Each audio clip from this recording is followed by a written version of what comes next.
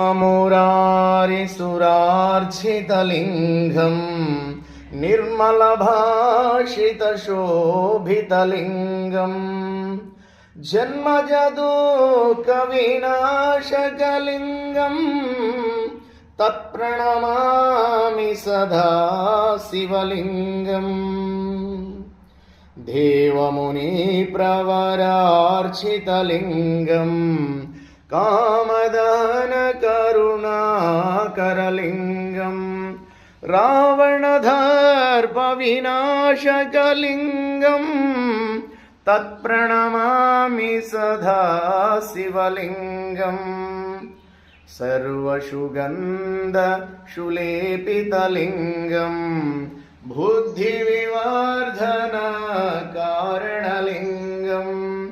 सिद्धसुरासुरवन्दितलिङ्गम् तत्प्रणमामि सदा शिवलिङ्गम्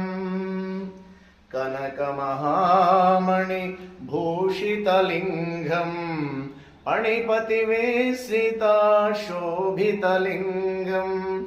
दक्षसूयज्ञविनाशकलिङ्गम्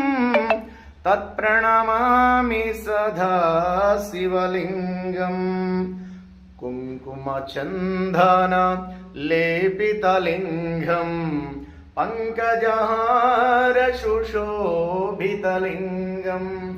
सञ्चितपापविनाशकलिङ्गम्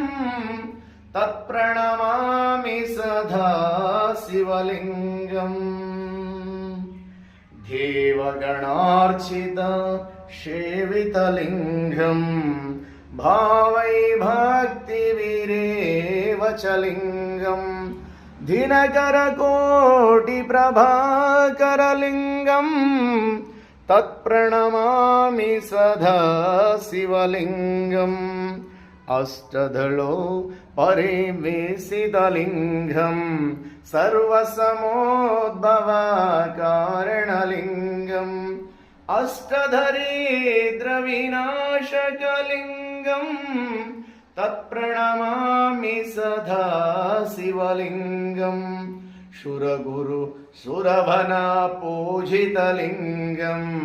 सुरवनपुष्पसदार्चितलिङ्गम् परमपदं परमात्मकलिङ्गम् तत्प्रणमामि सदा शिवलिङ्गम् लिङ्गाष्टकमिदं पुण्यं यहं पठे शिव सन्निधौ।